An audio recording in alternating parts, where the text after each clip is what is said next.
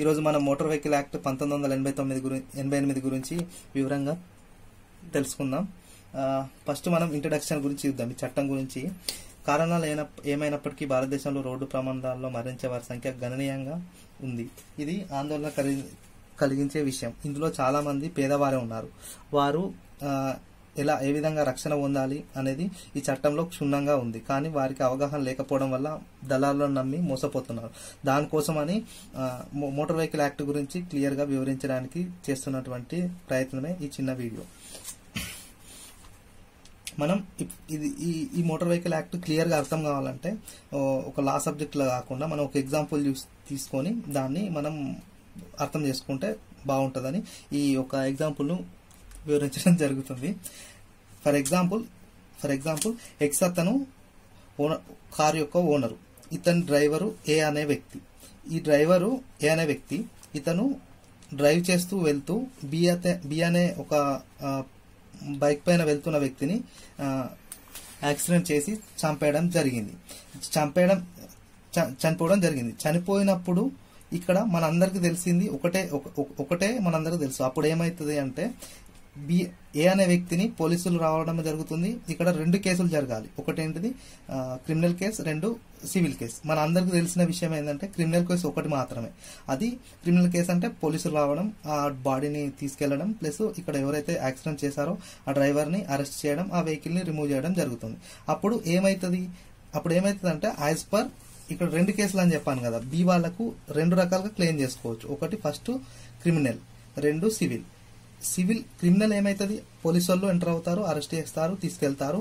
ఒకవేళ ఏ rash driving చేసి బీని గుద్ది చంపేస్తే అప్పుడు ఏకి అప్ టు 2 years వరకు according to Indian penal code 304A ప్రకారం శిక్ష విధించబడుతుంది. అంటే అది మాక్సిమం.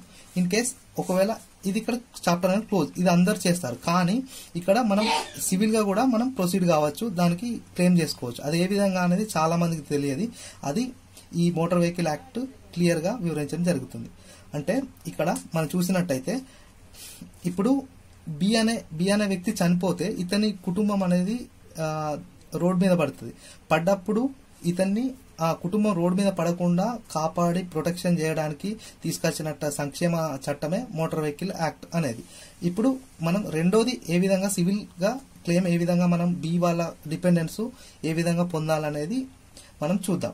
ఇప్పుడు బి ఇక్కడ క్రిమినల్ కేసు ఎండ్ అయిపోయింది, మనందరికీ తెలుసు, పోలీసు వాళ్ళు రావడం అంతా. బి తర్వాత ఏమైతుంది, బి డిపెండెంట్స్ ఉంటారు కదా, వాళ్ళు ఏ నుండి అంటే మోటార్ వెహికల్ యాక్ట్ ప్రకారం వాళ్ళు కొంత నష్టపరిహారం అనేది పొందొచ్చు. కొంత కాదు, చాలా పొందొచ్చు. అంటే 20, 50 అంటే దీనికి లిమిట్ అనేది ఉండదు అన్నట్టు. అన్లిమిటెడ్ గా మనం పొందొచ్చు. అది దేని మీద బేస్ చేసుకుంటారంటే 3 ఉంటాయి. ఒకటి ఈ బి యొక్క ఇన్కమ్ అంటే డెత్ పర్సన్ యొక్క ఇన్కమ్ మీద, ఇతని డిపెండెంట్స్ ఎంతమంది ఉన్నారు అంటే ఇతని మీద ఆధారపడ్డ వాళ్ళు ఎంతమంది, ఇతని ఏజ్. అంటే ఫర్ ఎగ్జాంపుల్ 30 ఏళ్ల గవర్నమెంట్ ఉద్యోగం అయితే సర్వీస్ ఎక్కువ ఉంటుంది కాబట్టి ఎక్కువ సంపాదిస్తారు కాబట్టి ఆ రేంజ్ లో మనం వేసుకుంటే మనకు అంత రిటర్న్ అంటే అంత నష్టపరిహారం వస్తుంది. అంటే 50 ఏళ్ళు అతను అంటే యాక్సిడెంట్ ఎక్స్పైర్ అయితే అతనికి తక్కువ టైం ఉంటుంది కాబట్టి తక్కువ నష్టపరిహారం రావడం జరుగుతుంది. ఇక్కడ మెయిన్ ఏంటంటే ఇప్పుడు మనం సివిల్ క్లెయిమ్ ఎలా వేయాలని తెలుస్తాం. బి డెత్ అయిపోయాడు, ఇతనికి ఫ్యామిలీ మెంబర్స్ అప్పుడు సివిల్ క్లెయిమ్ చేస్తారు. ఏ విధంగా చేస్తారంటే వీళ్ళు డ్రైవర్ ఏ ఉంటాడు కదా, ఏకు ఈ ఓనర్ కు ఇక్కడ 3, ఈ వెహికల్ కదా, ఇది కార్ కదా, కార్ కి అయితే ఇన్సూరెన్స్ ఉంటది కదా, ఇన్సూరెన్స్ కంపెనీకి వీళ్ళు 3 కూడా రెస్పాండెంట్స్ అవుతారు. ఈ 3 కూడా ఈ కుటుంబానికి క్లెయిమ్ చేస్తారు కదా, ఆ అమౌంట్ చెల్లించాల్సిన బాధ్యత అనేది ఉంటుంది. అప్పుడు ఏమైతుంది, ఏ అంటే క్రిమినల్ యాక్షన్ తీసుకుంటారు, అరెస్ట్ చేస్తారు. ఈ ఓనర్ ఎవరైతే ఉంటారో, ఇక్కడ ఓనర్ ఉంటాడు, రెస్పాండెంట్ గా ఇన్సూరెన్స్, జెడ్ అంటే ఇన్సూరెన్స్ కంపెనీ. అంటే వెహికల్ ఉంది కదా కార్, ఆ వెహికల్ కు ఇన్సూరెన్స్ ఉంటుంది కదా, ఇన్సూరెన్స్ చేస్తే ఆ కంపెనీ, ఇన్సూరెన్స్ కంపెనీ కూడా వీళ్ళు ఇప్పుడు రెస్పాండెంట్స్ అన్నారు. అంటే ప్రతివాదులు, ఆ రెస్పాండెంట్స్ ఇప్పుడు వీళ్ళు ఏం చేస్తారు, ఇతన్ని అడుగుతారు. ఇక్కడ ఇన్సూరెన్స్ ఉంటే ఏమైతుంది డైరెక్ట్ ఇన్సూరెన్స్ కంపెనీ పే చేస్తుంది. ఇన్సూరెన్స్ అనేది ఇప్పుడు వీళ్ళు 20 lakhs 30 lakhs క్లెయిమ్ చేసుకుంటే ఇన్సూరెన్స్ కంపెనీ అనేది క్లెయిమ్ చేస్తుంది. ఇన్ కేసు ఒకవేళ ఇన్సూరెన్స్ వెహికల్ కు లేకపోతే ఏమైతుందంటే అప్పుడు ఎక్స్ అనే ఓనర్ మాత్రం ఇతని సొంత ఆస్తులు అమ్మైనా సరే ఈ బి అనే కుటుంబానికి చెల్లించాల్సిన ఉంటది. అందుకోసమే మన మోటార్ వెహికల్ యాక్ట్ లా ఇన్సూరెన్స్ లేని వాహనం అనేది రోడ్ పైన ఎక్కద్దు అనేది ఉంటుంది అన్నట్టు. అందుకే జనాలకు తెలియదు అసలు నా వెహికల్ నేను ఇన్సూరెన్స్ చేయకపోతే ఏమవుతుంది అనేది ఒకటి ఉంటుంది అన్నట్టు. ఎందుకు చేయాలంటే నువ్వు ₹1,00,000 పెట్టి ఒక వెహికల్ తీసుకొని వెళ్ళి ఒక కుటుంబాన్ని మొత్తం నువ్వు ఆర్థికంగా మొత్తం కుదేలు చేస్తే ఆ కుటుంబం ప్రొటెక్షన్ అనేది ఎవరు చూసుకుంటారు? వెహికల్ ఇన్సూరెన్స్ ఉంటే ఆ వెహికల్ ఇన్సూరెన్స్ అనేది అతనికి చెల్లిస్తుంది అన్నట్టు. దానికోసం ఏర్పడదే ఇది. సో మనం ఇప్పుడు ఇక్కడ క్లియర్ గా చూస్తాం. అంటే ఇప్పుడు ఏం చేయాలి అంటే ఇప్పుడు క్రిమినల్ కేసు అయిపోయింది, చనిపోయారు, వీళ్ళ డిపెండెంట్స్ ఎలాంటి చర్యలు తీసుకోవాలి. ఈ డిపెండెంట్స్ ఏం చేయాలంటే ఫస్ట్ ఇక్కడ ఓనర్ అండ్ ఇన్సూరెన్స్ కంపెనీకి నోటీసులు ఇవ్వాలి. ఎక్కడ క్లెయిమ్ చేయాలి, ఎక్కడ ఫస్ట్ యాక్సిడెంట్ అయిపోయింది, క్రిమినల్ కేసు క్లోజ్ అయిపోయింది, సివిల్ ఉంది. సివిల్ ఏ విధంగా చేయాలి, ఎక్కడ క్లెయిమ్ చేయాలి? According to 166 of motor vehicle act 1988 ప్రకారం ఇక్కడ మనం పిటిషనర్ ప్రాంతంలో, అంటే పిటిషనర్ అంటే ఈ బి అనే ఉంటారు కదా వాళ్ళ డిపెండెంట్స్, అంటే ఆధారపడే వాళ్ళు ఎక్కడైతే ఉంటారో ఆ డిస్ట్రిక్ట్ కోర్టులో చేయొచ్చు, లేదంటే రెస్పాండెంట్స్ ఈ వీళ్ళు ఉంటారు కదా car owner and insurance company వాళ్ళ దగ్గరనే చేయొచ్చు. లేదా అంటే ప్రమాద ప్రాంతం, ఇది వేరే థర్డ్ ప్రాంతంలో యాక్సిడెంట్ అట్లాంటి జరిగిందో, ఎక్కడైతే యాక్సిడెంట్ జరిగిందో ఆ ప్రాంతాలలో చేయొచ్చు. ఇది ఇక్కడ క్లియర్. ఏ కోర్టులో అంటే district court first class magistrate అందులో చేయాలి.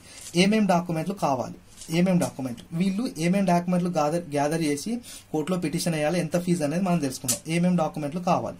First FIR, first information report, ఇక్కడ యాక్సిడెంట్ జరిగిన దానికి పోలీస్ స్టేషన్లో ఇస్తారు. ఛార్జ్ షీట్, అంటే ఈ క్రిమినల్ కేసులో ఛార్జ్ షీట్ ఫైల్ చేస్తారు, ఇతను శిక్ష పడుతుంది, పడ్డా పడకపోయినా ఛార్జ్ షీట్ అనేది ఉంటుంది కదా అది.